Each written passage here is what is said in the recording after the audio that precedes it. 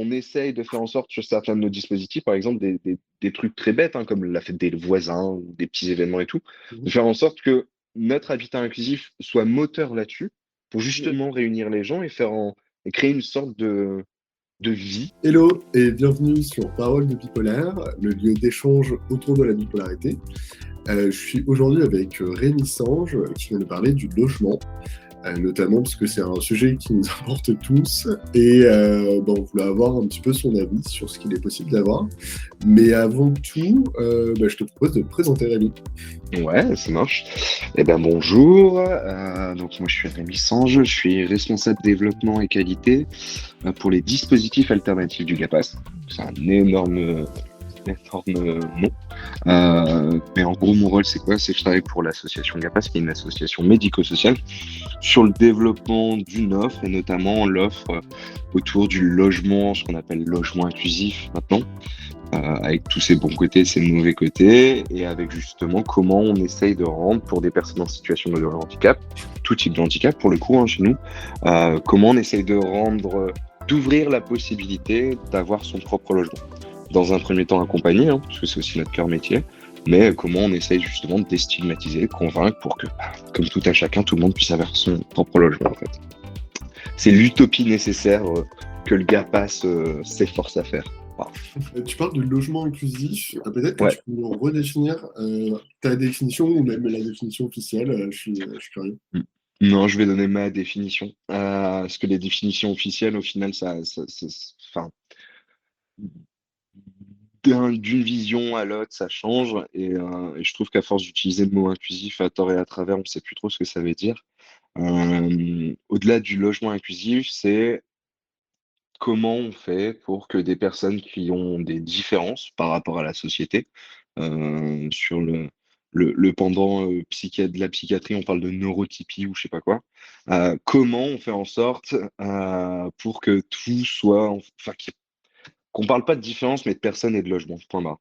C'est le meilleur exemple que je te donne, c'est des personnes en situation de handicap. Pour moi, l'inclusion, c'est pas de les foutre dans des institutions ou des logements qui sont en bordure de ville, dans une zone artisanale, dans la zone commerciale, ou alors dans des logements que personne ne veut, dans le fin fond d'un quartier, qui sont trop chers. Enfin voilà. L'idée du logement inclusif, c'est comment le logement peut être un moyen pour les personnes d'accéder à la vie dont elles ont envie. Donc, si c'est un logement en pleine ville, ça sera un logement en pleine ville. Si c'est un logement à la campagne, ça sera un logement à la campagne. Mais voilà, qu'elles puissent avoir le choix d'habiter là où elles veulent.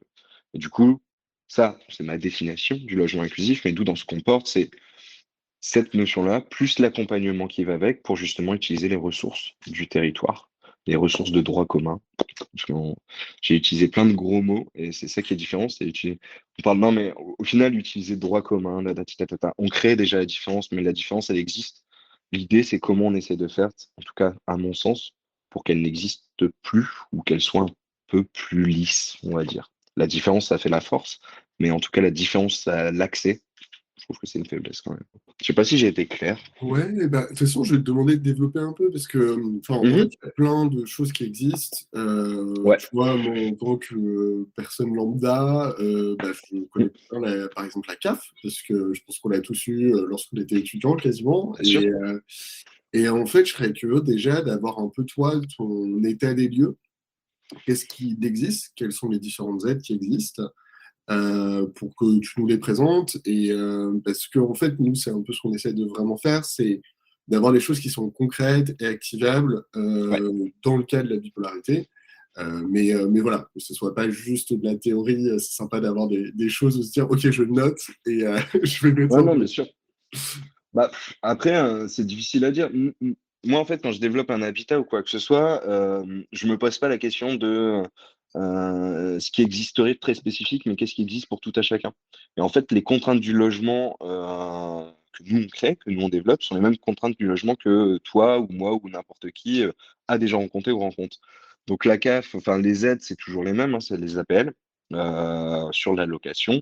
Il y a aussi le fonds de solidarité au logement, le fameux Alors, FSL. est-ce que Ouais. tu peux peut-être un petit peu plus les définir, de revenir juste au basique, parce qu'on dit toujours les APL, la CAF, mais sincèrement, je pense qu'on a tous une définition un peu différente. Ouais. Juste, qu'est-ce que c'est? Comment est-ce qu'on y a accès? Pourquoi est-ce qu'on y a accès? Enfin, un peu plus les bases pour entrer en détail. Ouais, alors là, du coup, je sors hors champ de mes compétences professionnelles, mais je peux te donner mon avis sur la question, puisque les méandres des aides sociales et compagnie, heureusement qu'il y en a, et il y en a plein pour soutenir les projets tout à chacun, mais elles sont difficiles d'accès.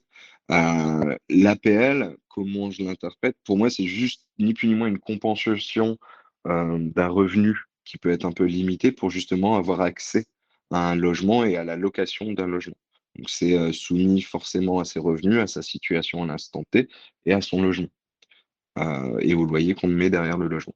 Donc, nous, tu vois, dans ce qu'on porte, dans ce qu'on développe, quand on réfléchit au logement qu'on va louer aux personnes, on réfléchit toujours avec ces aides pour limiter la charge des personnes.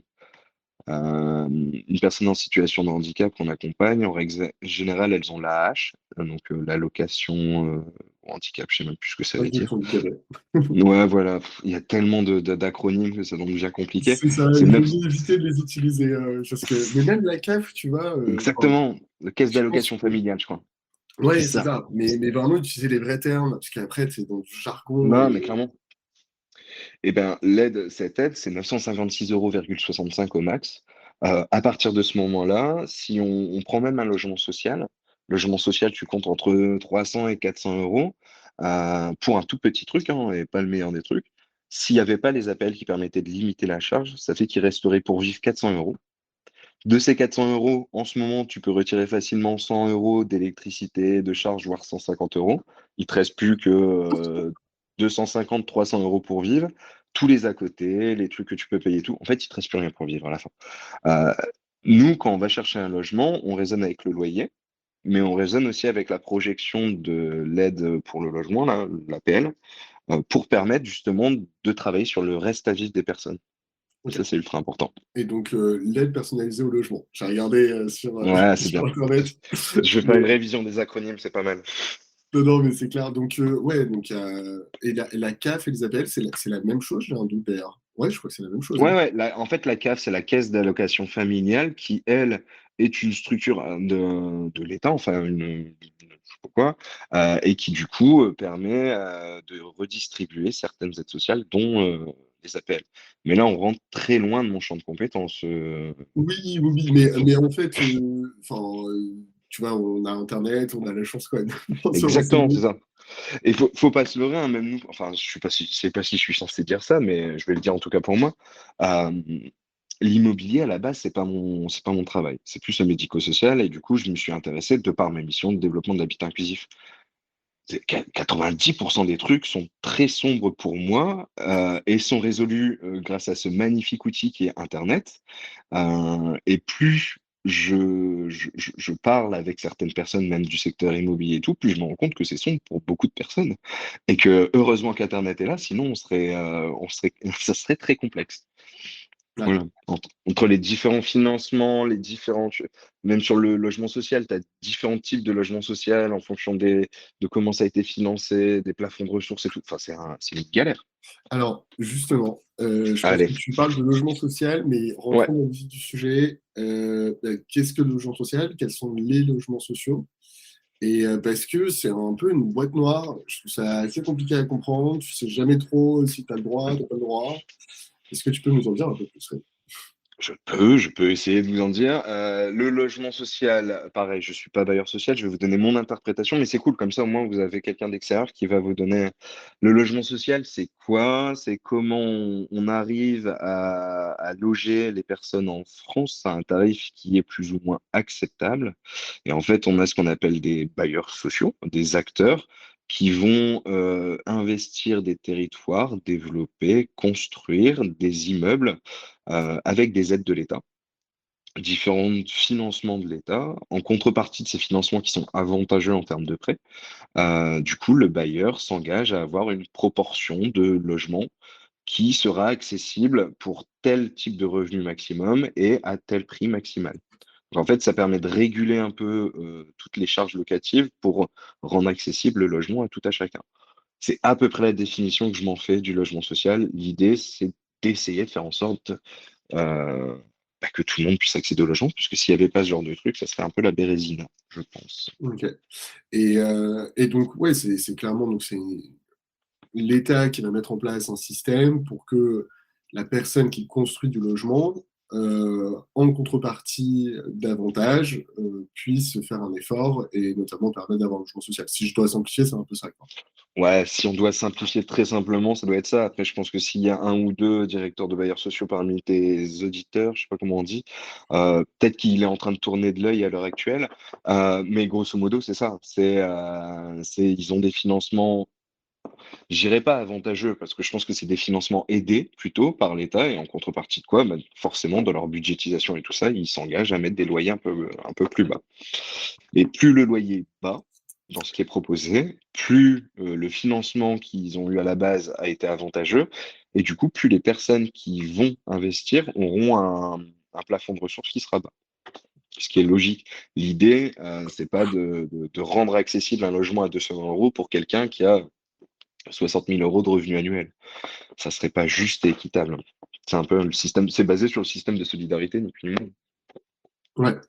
Maintenant, enfin, ça, c'est sur le papier. Dans les Ouais, faits, c'est vrai qu'on, enfin, je te donne mon avis de l'extérieur. Alors, je ouais. n'ai jamais eu accès à un logement social, mais j'ai un peu l'impression que tu as des personnes qui sont parfois assez aisées, qui ont un logement social, et d'autres qui n'ont pas de ressources et qui n'ont pas vraiment accès. Et qu'il y a le concept Ouais, de liste d'attente, il y a des trucs qui sont un peu particuliers.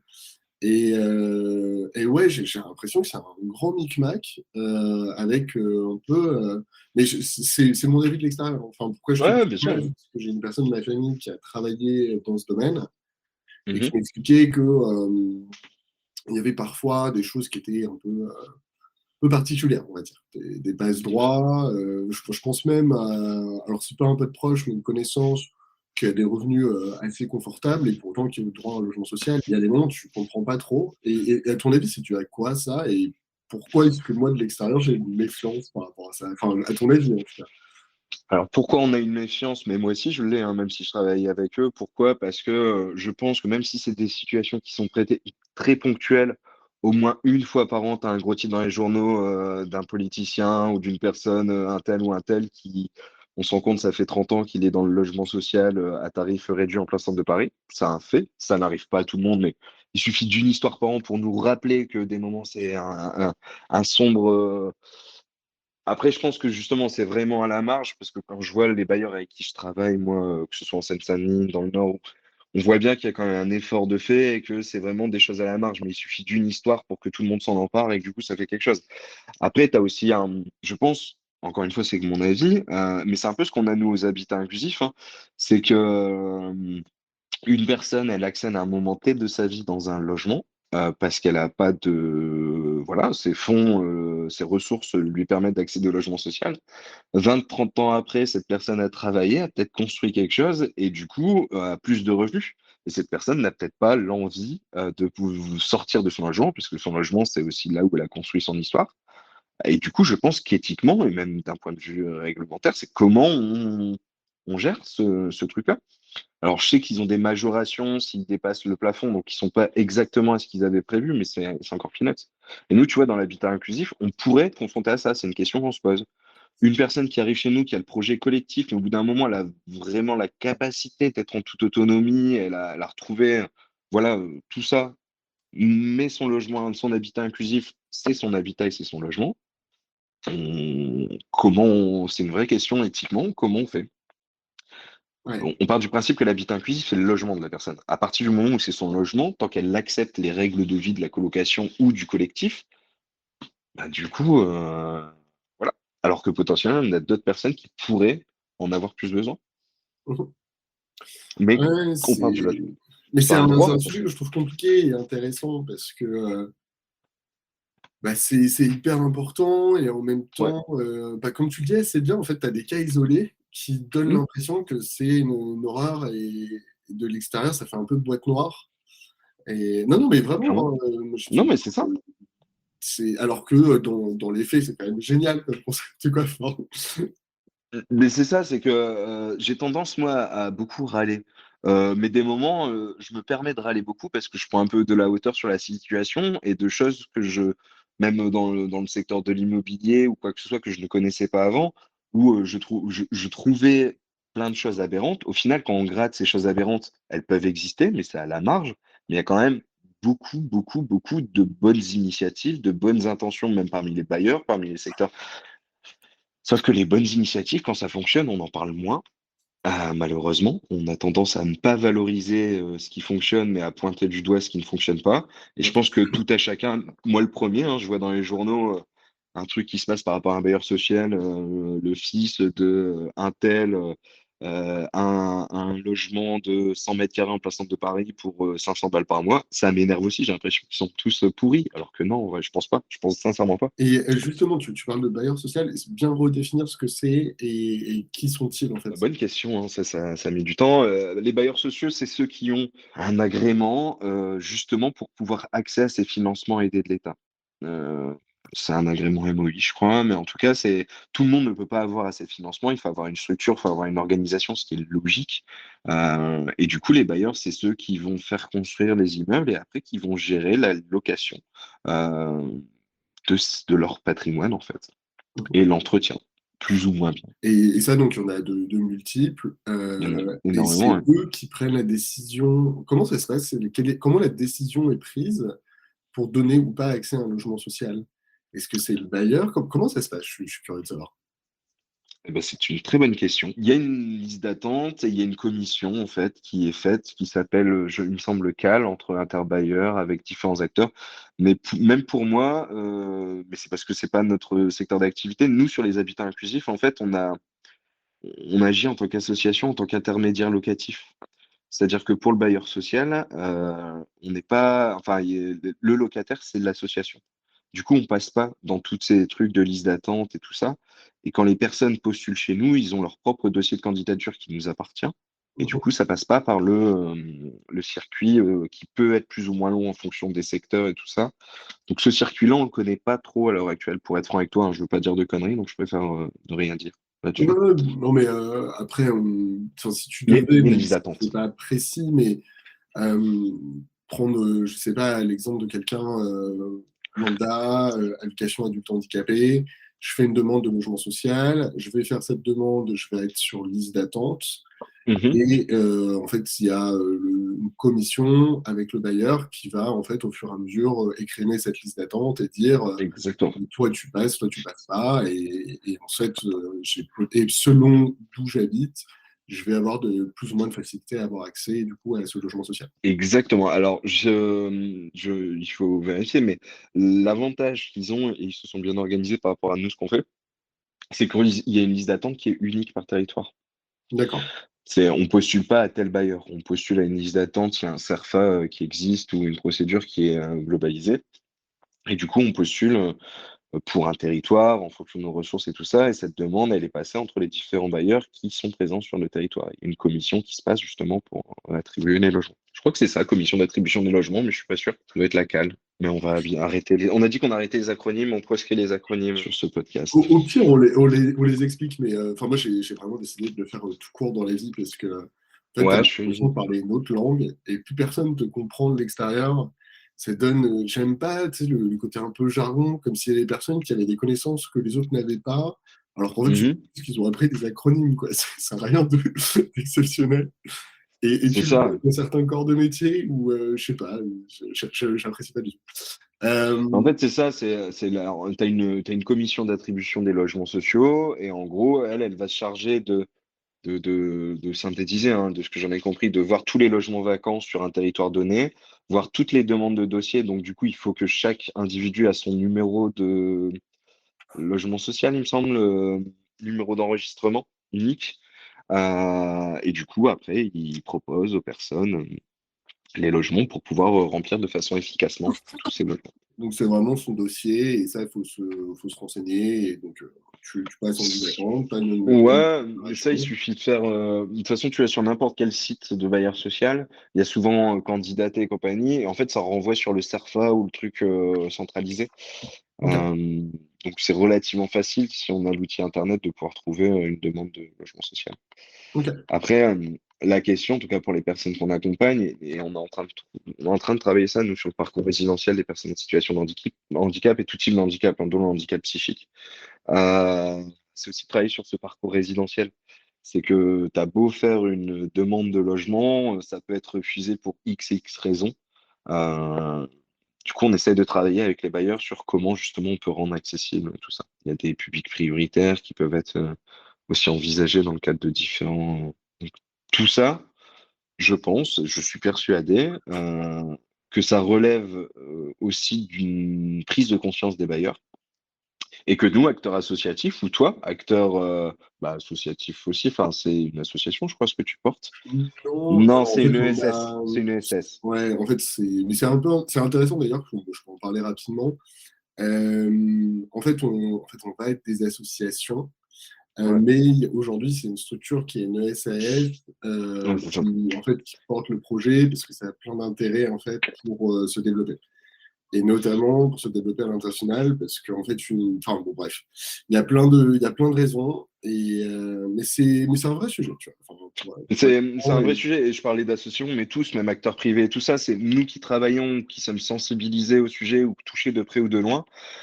Plus ça passe, plus j'acquiers de l'expérience dans ma maigre carrière professionnelle, plus je me dis que c'est à nous aussi de pouvoir déstigmatiser, de pouvoir militer, entre guillemets, justement pour rendre accessible tout ça. C'est pas naturel. Un bailleur social, même s'il y a une grande partie sociale, il y a aussi une partie bailleur, il y a aussi une partie immobilier, ils ont aussi des enjeux financiers, surtout en ce moment, hein. Du coup, c'est aussi à nous d'y aller. C'est aussi à nous d'y aller pour dire que le handicap, c'est pas uniquement des personnes dans un fauteuil roulant, que ça peut être du handicap invisible, que ça peut être du et tout ça, bah voilà, faut qu'on et c'est là où moi mon métier prend sens, tu vois, sur développer de l'habitat inclusif. C'est oui, on trouve des logements, on permet à des gens d'habiter, c'est bien. Ils auraient peut-être réussi autrement ou quoi que ce soit, mais c'est justement, quand on parle d'accessibilité des quartiers, quand on parle d'accessibilité du logement, certes, il y a que la fameuse accessibilité PMR, personne à mobilité réduite, où on met une porte de toilette un peu plus grande pour qu'on puisse aller faire pipi, c'est bien. Mais c'est surtout comment on inclut tout ça dans un tout et comment on se dit que le handicap, c'est pas juste du handicap physique, même s'il existe, même s'il concerne à la fois des personnes qu'on qualifie dans situation de handicap et aussi des personnes âgées ou même toi ou moi, on peut être blessé à un moment, se faire une entorse et du coup être à mobilité réduite pendant un temps T.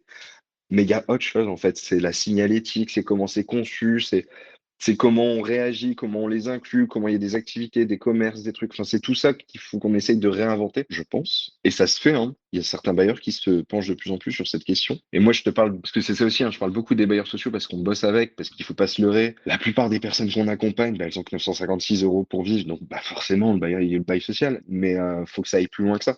Parce que tu as peut-être des personnes qui ont envie d'accéder au logement à titre de la propriété. Tu as des personnes qui ont plus ou moins de revenus. Enfin, et on commence au niveau des bailleurs, et l'idée, c'est aussi de distiller au niveau des villes, d'embarquer des mairies avec nous. Ça marche de mieux en mieux. Et c'est ça notre rôle à toi, à moi, aux personnes qu'on accompagne, surtout aux personnes qu'on accompagne, parce qu'il faut qu'elles soient actrices. Elles savent beaucoup plus ce qui les concerne que n'importe quel professionnel, je pense. Donc voilà, c'est comment on s'entraide et comment on y va pour être force de proposition. J'ai beaucoup parlé là. Je me suis Non, emballé, je suis mais parti dans c'est mon c'est la discours. beauté du podcast, c'est que en fait, t'as le temps de pouvoir Ouais, c'est bien. vraiment justement laisser la parole et c'est cool, moi, j'aime bien.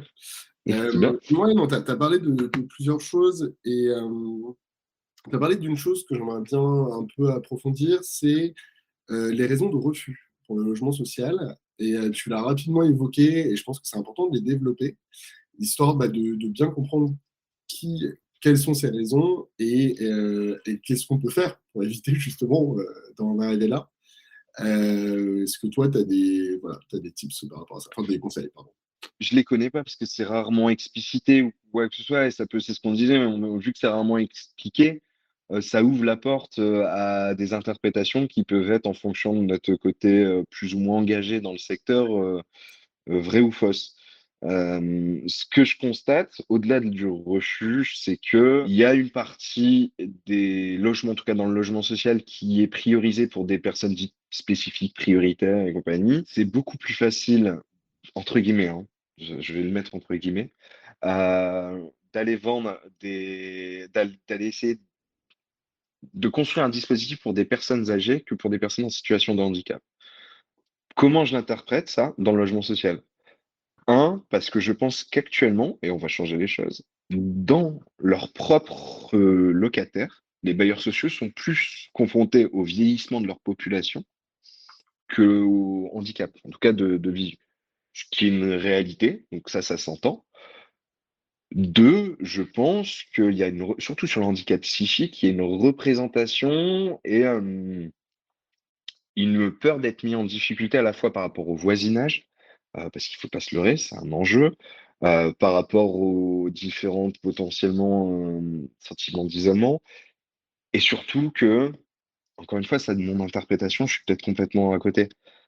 Le handicap psychique, la santé mentale, au sens large, moi, d'un point de vue extérieur, sur un même terme, il y a 25 000 spécificités différentes.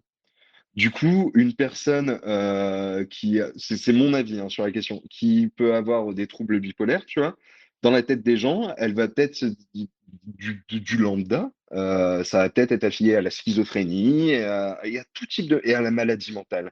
Et du coup, au sacro-saint de l'EPSM ou des hôpitaux psychiatriques, et du coup, ça fait peur.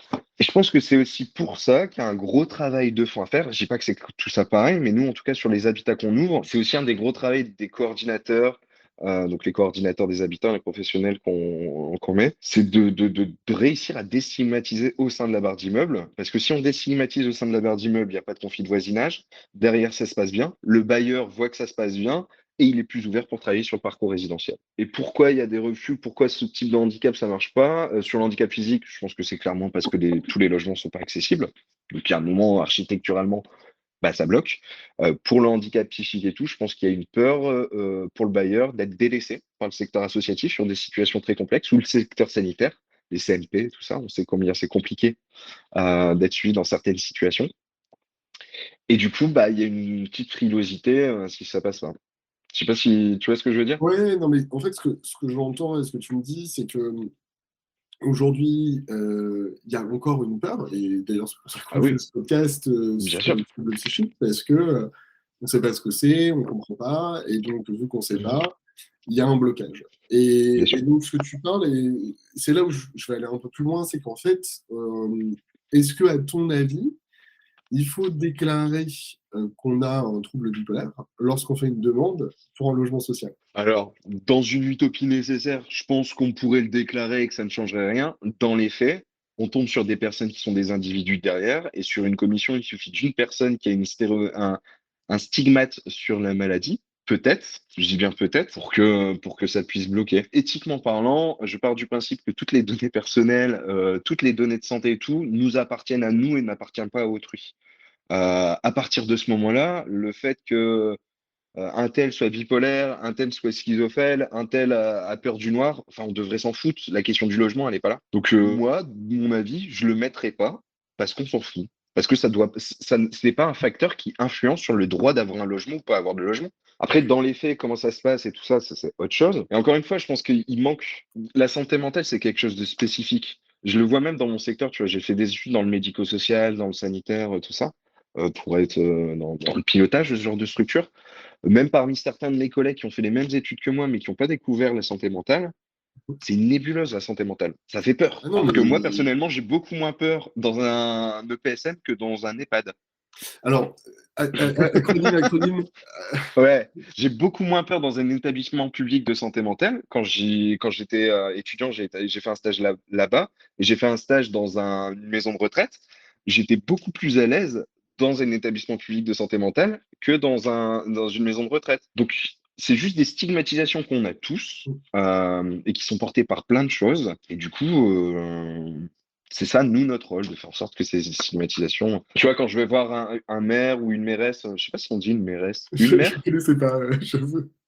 bah, un ou une mère, des moments ça se passe très bien, des moments je me rends compte que mon discours il n'est pas dans la vente des logements, enfin dans la vente, dans vendre le projet de logement inclusif, mais il est dans vendre le fait que accueillir des personnes en situation de handicap psychique dans leur ville, ça va pas augmenter le taux d'insécurité de leur ville. Ouais. Ah ouais, et c'est un peu politique, et on sait, de Exactement. toute manière, il y a ces peurs, et certains refusent les logements sociaux parce que c'est une mauvaise image. Mhm. Et je crois que je viens de regarder, tu as raison, Mérès, ça existe, je découvre quelque chose. De Donc, quoi? Mérès, ça existe, je ne connaissais pas. Ah, d'accord. Donc, non, non, Bah bien joué. voilà. Bah, je ne sais pas. Non, non, mais c'est intéressant. Et donc, ouais, t'as le logement social, t'as la CAF. Mhm. Difficile de pas utiliser l'acronyme, mais bon, donc l'aide au logement, l'aide personnelle au logement, je crois. Personnaliser Et au logement et personnalisée, l'allocation c'est ça, de ouais. logement. Ouais. Et, et donc ça prend du temps, il va falloir faire des dossiers. Alors, il y a notamment ce que vous proposez. Je pense que c'est intéressant parce que Ouais. tu l'as évoqué entre les lignes. Maintenant, comment ça se passe et quelles sont vos particularités? Parce que si j'ai bien compris, vous avez une approche qui est spécifiquement par rapport au handicap. Et qu'est-ce que vous faites différemment? Parce que c'est ça aussi qui est intéressant. J'interromps l'échange quelques secondes pour te demander de nous mettre une petite note sur Apple Podcast ou la plateforme de ton choix. Tu connais la chanson, cela nous aide beaucoup à sensibiliser sur la bipolarité et briser les tabous. Allez, c'est reparti! Donc nous, on fait de l'habitat inclusif. Et si tu tapes sur Internet habitat inclusif, tu vas tomber sur 70 définitions différentes en fonction de l'acteur. Euh, Nous, qu'est-ce qu'on fait? Si on parle de l'origine, c'est que on essaye de mettre en place des logements, un collectif de locataires, entre guillemets, euh, qui sont en situation de handicap et de leur donner la possibilité d'avoir un logement en plein cœur de la cité. C'est-à-dire qu'on va pas aller construire une maison spécifique pour mettre les personnes en situation de handicap en bordure de ville, mais c'est de se dire, dans une barre d'immeuble, par exemple, on a un dispositif à Versailles, dans une barre d'immeuble à Versailles, sur l'ensemble de la barre d'immeuble, tu as deux ou trois appartements qui sont loués directement par l'association, et nous, on sous-loue à des personnes qui sont reconnues comme ayant un handicap par la maison départementale des personnes handicapées, la MDPH, je l'ai bien dit là, du coup. Bravo. C'est ça. Et du coup, elles sont locataires de leur logement, elles ont un contrat de location. Donc ça change déjà par rapport à une institution, foyer de vie ou tout ce que tu veux, c'est que là, elles sont locataires, c'est chez elles. Elles respectent juste ce qu'on appelle le projet de vie sociale et partagée. C'est un projet collectif de ce qu'on fait, comment on anime le collectif entre nous, comment on décide des espaces partagés ou pas. Et ça, c'est les locataires qui décident. C'est-à-dire que nous, association, on a un socle qui est un socle très light sur le respect de chacun, le respect du projet collectif et tout. Mais les règles à l'intérieur sur la colocation, sur le collectif de location, ça, c'est les locataires qui vont décider en réunion de colocataires et qui vont potentiellement tous les mois pouvoir revoir le truc parce que ça leur correspond pas. C'est vraiment le projet des personnes. Nous, en tant qu'association porteuse du projet, on emploie, entre guillemets, si tu veux, un coordinateur ou une coordinatrice de l'habitat partagé, qui est un travailleur social et qui, lui, va être en charge à la fois d'animer ce projet de vie sociale collectif, et surtout de mobiliser les ressources autour, que ce soit les ressources médico-sociales, SAMSA, SAVS, services d'aide à domicile si besoin, que ce soit les ressources de la mairie, un peu plus que, pour justement faire en sorte d'ouvrir les droits aux personnes, les droits qu'elles ont déjà et qui parfois sont très peu accessibles. Parce que, comme tu le disais, l'administratif, c'est compliqué. Des moments. Moi, j'aime bien dire qu'on ouvre les possibilités. J'aime bien dire que c'est même le rôle, un des rôles du GAPAS. C'est que quand tu regardes, des personnes en situation de handicap ont plein de droits, dans les faits. Par contre, le fait qu'elles le sachent, c'est autre chose. Le fait que ce soit appliqué, c'est autre chose. Du coup, vu que ça n'existe pas c'est un peu le cas du logement, vu que ça n'existe pas, la possibilité, ça peut pas être un besoin. Sauf que le médico-social ou le sanitaire ou l'innovation sociale, on n'arrête pas de dire il faut qu'on crée aux besoins des personnes. Mais du coup, si ça n'existe pas, c'est pas un besoin. Donc, comment on peut créer le truc qui n'existe pas vu que ça répond pas à un besoin? Si tu veux, le constat que j'en ai fait, c'est que moi, quand je développe de l'habitat inclusif ou quoi que ce soit, on demande souvent, et à raison, de se dire il faut partir des personnes, totalement vrai, et il faut partir des besoins des personnes. Déjà, le terme besoin, mais ça, c'est une aparté, je trouve que ça n'a aucun sens. Il faut partir des besoins des personnes. Sauf que tu regardes, sur certaines typologies de publics et spécificités, vu que la possibilité d'avoir un logement n'a jamais existé dans leur tête, parce qu'on n'a jamais rien proposé, comment ça peut être un besoin? Leur propre besoin exprimé et pas un besoin qu'on leur impose en mode t'auras ton logement. Sur des personnes en situation de polyhandicap, tu vois, on sort un peu du champ de la santé mentale, mais c'est intéressant. C'est des personnes qui ont pour la plupart toujours vécu en institution.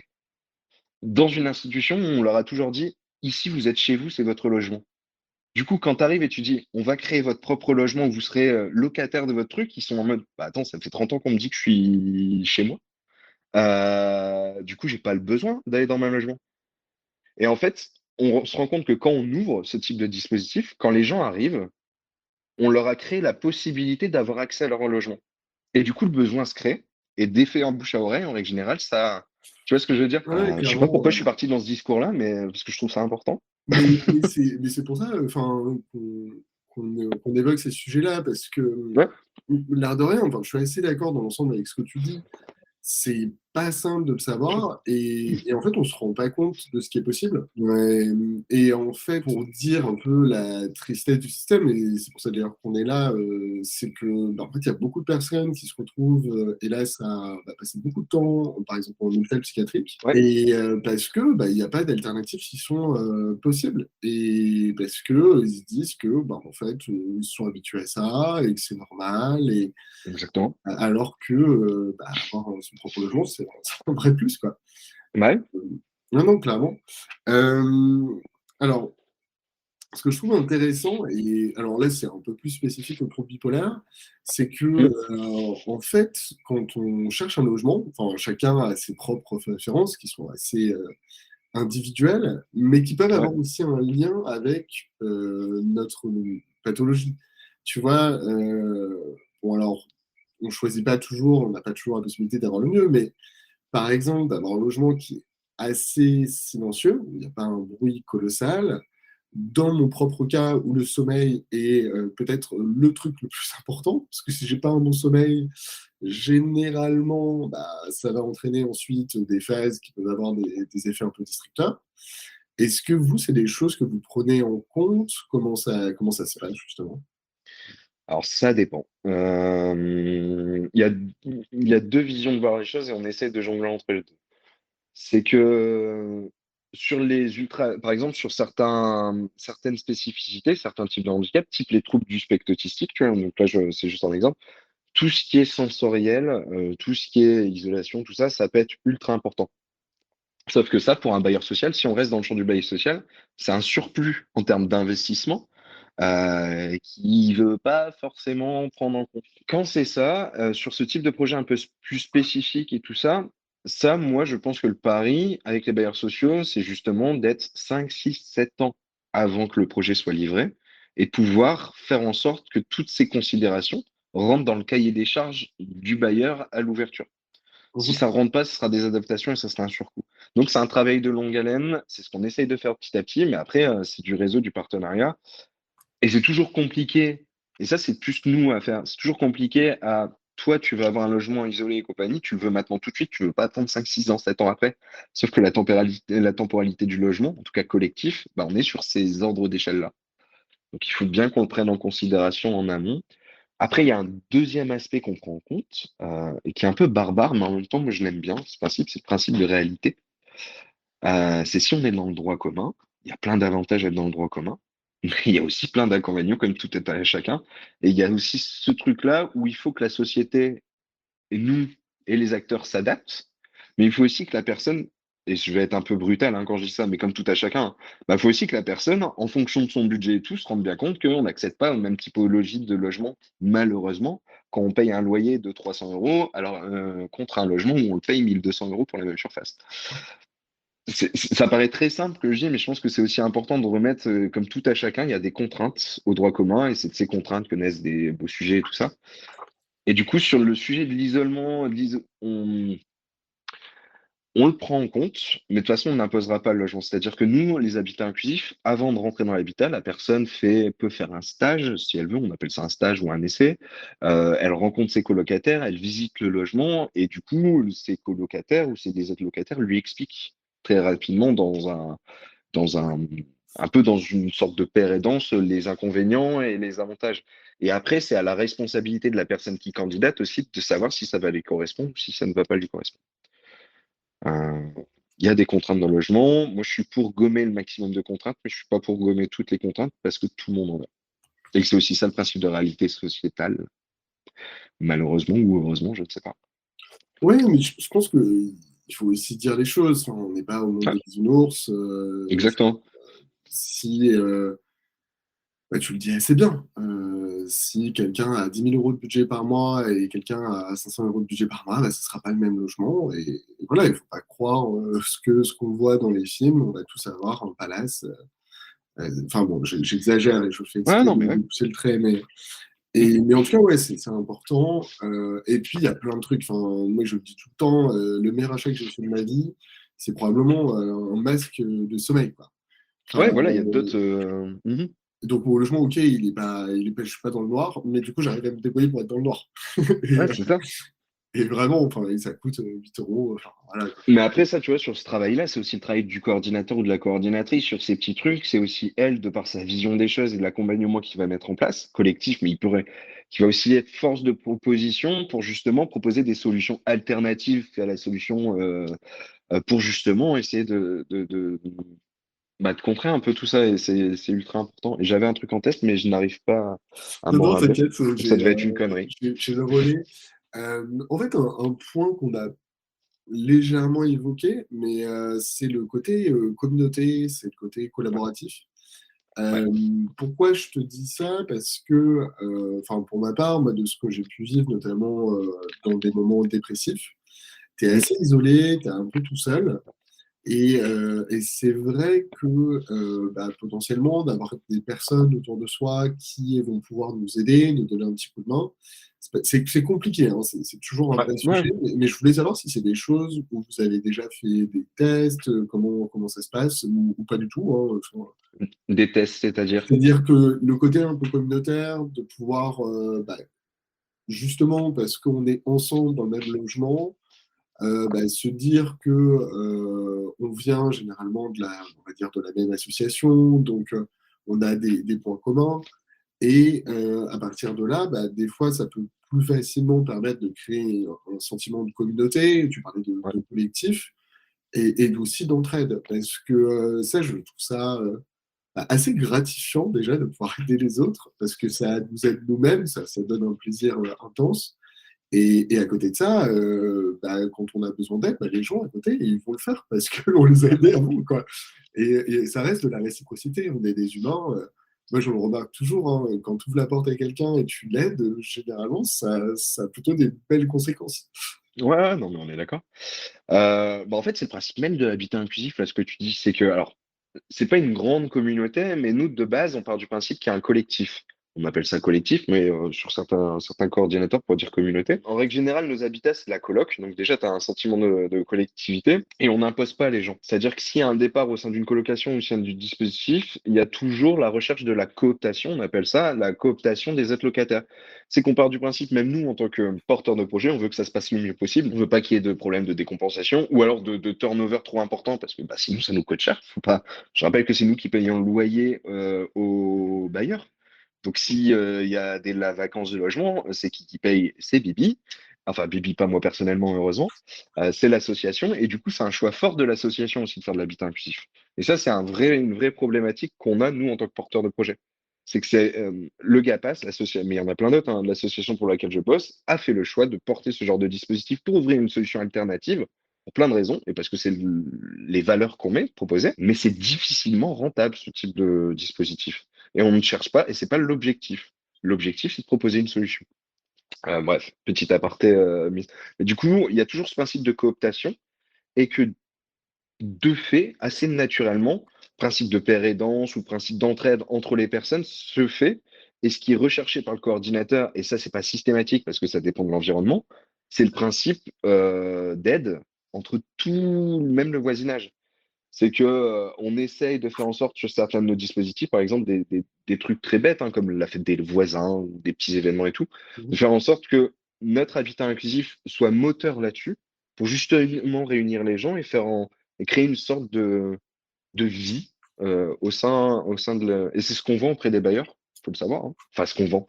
C'est une plus-value des dispositifs justement de permettre de faire en sorte de créer une mini-communauté, au-delà du handicap, au-delà d'un truc, mais une communauté à l'échelle de l'immeuble, du logement et d'entraide naturelle. Et c'est ce qu'on recherche à faire et on travaille de plus en plus avec les bailleurs sur cette notion-là parce que c'est de plus en plus à la mode.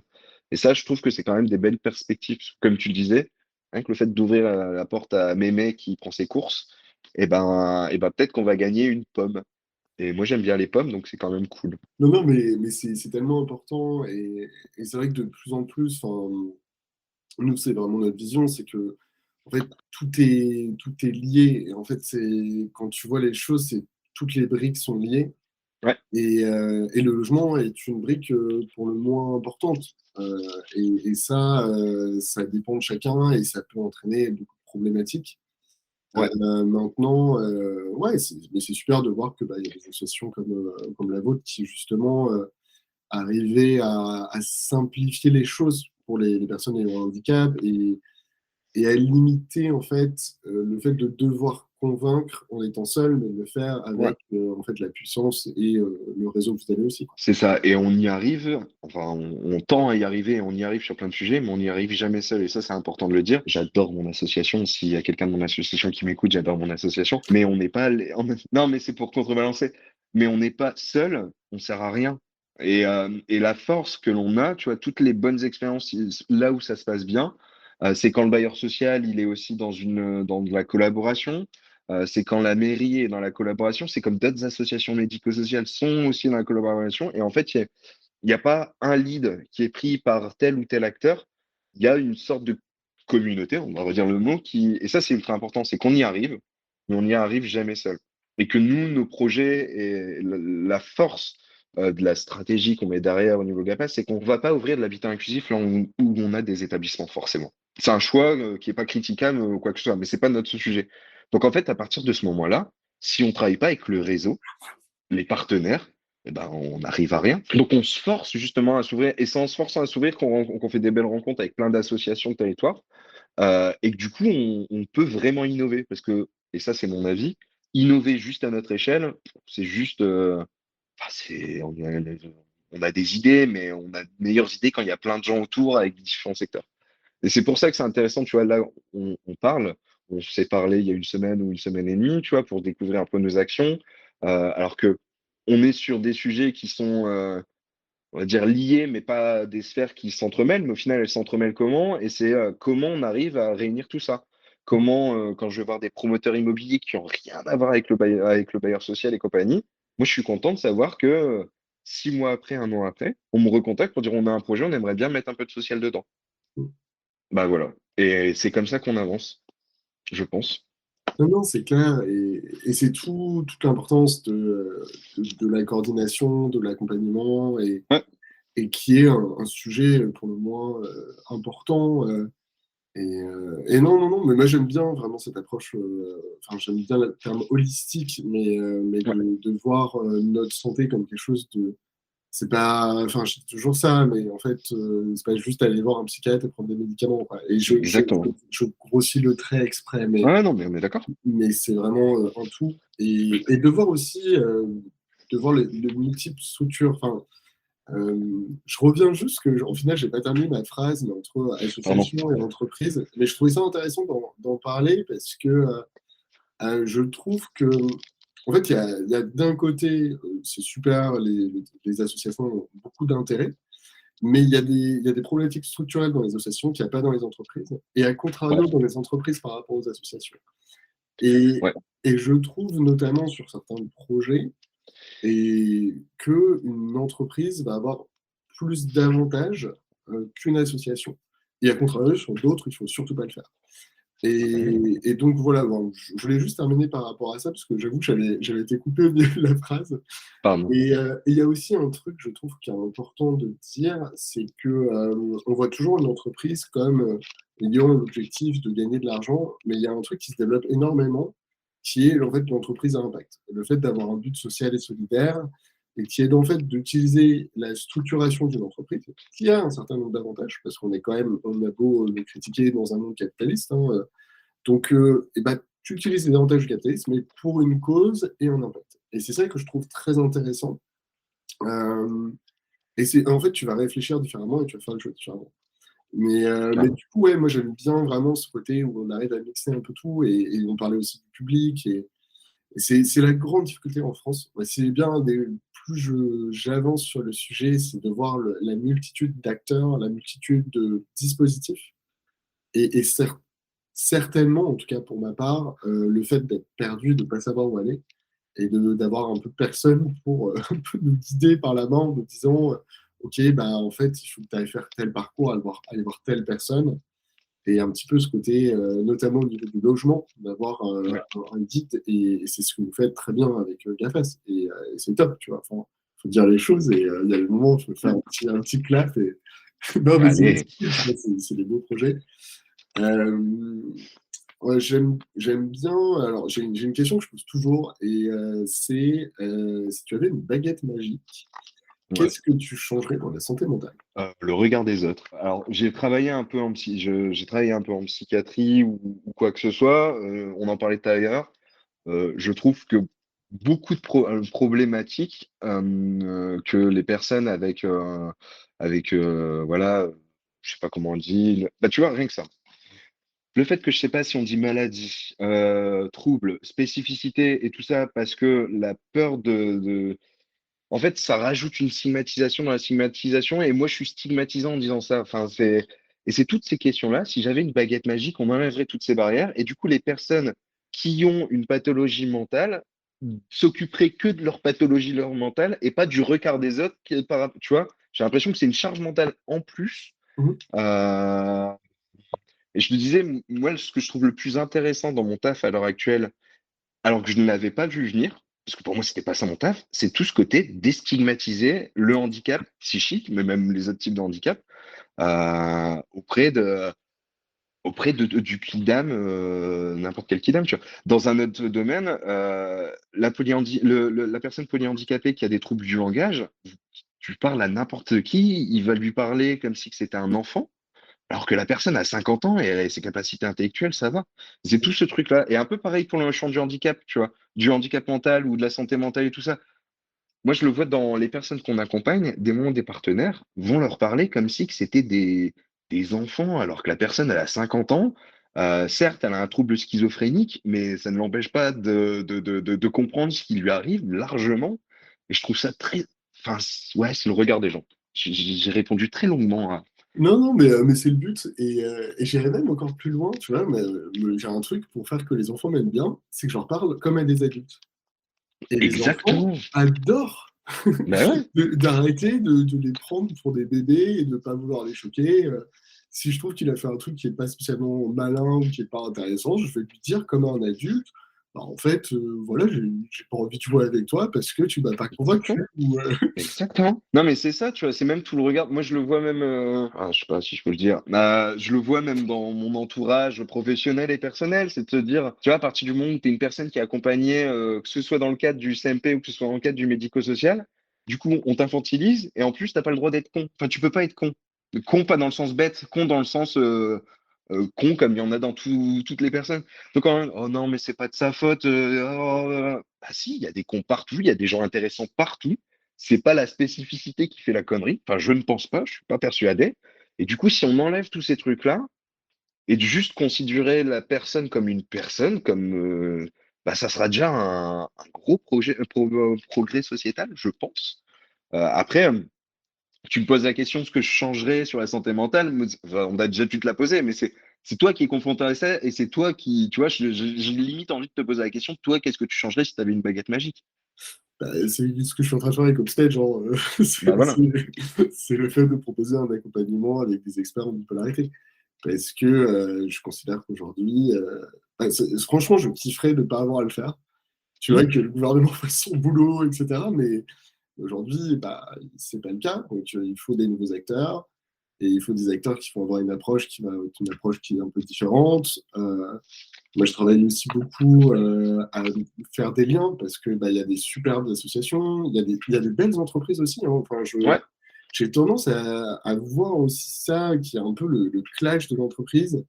Et en fait, moi, je suis bien content quand même que quelqu'un ait réussi à créer un PC ou que j'ai de l'eau, à un moment Hmm. que j'ai de l'eau courante, je suis content, quoi. Et ça a beau être des entreprises, c'est et, enfin bon, bref, mais c'est sans entrer dans toutes ces choses-là. Et il y a un truc que tu disais, Rémi, que je trouvais très intéressant, c'est que tu parlais des mots à utiliser pour parler d'une personne bipolaire, par exemple. Mhm. Et en fait, moi, il y a un truc et que j'essaie de faire de plus en plus, c'est qu'on parle toujours de troubles. On parle toujours de choses assez négatives, en fait. Ouais. Et pour autant, on pourrait très bien parler de diversité, on pourrait très bien parler de différence. On parle, enfin, je connais assez bien pas mal de personnes dans le milieu qui ont soit des associations, des entreprises. On parle de personnes neuroatypiques. Et ça amène beaucoup de différences. Et en fait, cette différence, personnellement, je suis persuadé que ça peut devenir une force. Parce que Ouais. tu as une approche qui n'est pas la même, tu vas pas avoir le monde de la même manière, et ça, on en a besoin. Maintenant, c'est comme toute différence, bah, ça a aussi des choses qui sont plus compliquées à faire. Et donc, tu vas être plus fort et tu vas être plus faible. Et comment est-ce que tu vas utiliser ça et de pas, et je trouve que c'est aussi bien ce que tu as dit, de ne pas déresponsabiliser les personnes. Ouais. Et ça, je pense que c'est important et qu'on a un peu trop ce discours en infantilisant, de dire c'est pas de ta faute, t'as une bipolarité, entre Mhm. guillemets, tu pourras pas avoir accès à un logement. Bah en fait non, c'est quelle est la chance que tu vas te donner et qu'est-ce que tu vas faire pour en arriver là. Et je vais te Exactement. donner un exemple très simple. Aujourd'hui, je prends une Selena Gomez qui s'est déclarée par exemple comme bipolaire, voire même Napoléon Bonaparte a été déclaré comme bipolaire. C'est des mecs quand même qui ont pas impacté le monde à leur niveau, Mhm. de manière très différente des d'autres époques. Mais ça les a pas empêchés de faire ce qu'ils avaient à faire Ah non? et de réaliser leurs rêves. Et nous, c'est un peu ce qu'on essaie de faire, c'est de comment est-ce qu'on fait pour réaliser ses rêves tout en étant avec une bipolarité. Non, mais c'est ça, tu vois, c'est l'exemple un peu bidon, mais Philippe Croison, je crois que c'est ça son nom, je sais pas si tu vois qui c'est. Je crois que c'est ça, Philippe Croison, qui en fait n'a pas de membre, si je me souviens bien, et qui a dû traverser la Manche à la nage à un moment donné. Cette histoire, elle est folle, c'est exactement ce que tu dis. Le mec, il n'y a pas de barrière, il n'y a pas de bras, il n'y a pas de jambes, il s'en fout, il y va, quoi. Et il le fait. Alors, c'est à pousser à l'extrême, mais en fait, c'est ça, c'est de se dire, ouais, on a des limites, mais ça peut être une force, et on en a tous, à plus ou moins grand niveau, tu vois, ça, tu vois, t'as dit neuroatypique. Moi, tout à l'heure, j'ai dit neurotypique et ça m'a un peu choqué parce que du coup, j'ai du mal, moi, personnellement, à me dire que je suis neurotypique parce que c'est quoi l'atypie? Pour moi, c'est une tente. Mais du coup, voilà, c'est tous ces qualificatifs et tout ça. Et je tiens à préciser quelque chose que tu l'as souligné plein de fois. Euh, Association, entreprise, tout ce que tu veux. La même chose, hein, même je bosse dans l'association, je m'en fous de bosser avec des entreprises privées à partir du moment où la finalité a du sens. Pour moi, une association, je sais pas si je vais peut-être choquer des gens, enfin, je sais que j'ai des débats avec plein d'amis qui travaillent dans des associations. Ça fait rentrer de l'argent, ça paye des salaires, ça peut dégager un petit bénéfice pour le réinvestir dans un projet social. Bon, c'est une entreprise, quoi. Après, tu as des entreprises qui sont vertueuses, tu as des entreprises qui sont dégueulasses. Ça, c'est un autre sujet. Mais il faut pas opposer, il faut qu'on arrête, nous, associations, d'opposer le monde de l'entrepreneuriat ou le monde de l'entreprise privée de l'associatif. Euh, je sais qu'il y a certaines associations qui sont encore dans ce modèle-là où ils sont un peu frileux. Nous et d'autres associations du territoire, je sais qu'il n'y a pas de limite. À partir du moment où tu as une finalité commune qui pour le truc, on y va, quoi. Le but, c'est voilà, on va pas tout faire en tant qu'association. Donc c'est pour ça, je me suis peut-être. Mais il n'y a pas de. Je n'oppose pas l'entreprise et l'association. Je m'en Non, fous non, tant qu'on a mais la même finalité. en fait, je trouve ça très marrant parce que ça m'arrive, ça m'est arrivé hier, ça m'est arrivé aujourd'hui. Et je veux dire que je suis une société parce que enfin, on aide des personnes et on fait plein de choses de manière positive à impact. Les Ouais, gens font le lapsus en disant ah, ben, t'es une association. ouais, non, Et c'est carrément. rigolo, en fait, de voir de l'extérieur qu'en fait, on fait le truc, quoi. Et Ouais, c'est c'est ça, ça. hein.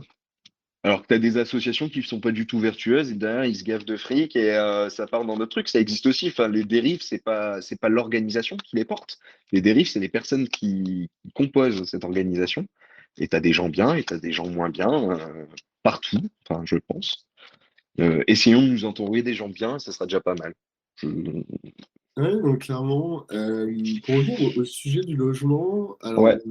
c'est un exercice qui n'est pas si simple que ça, mais si tu devais faire un petit guide en quelques secondes pour résumer ce que tu as dit, en te mettant à la place d'une personne bipolaire, en se disant, OK, bah, quelles sont les possibilités pour avoir accès à un logement?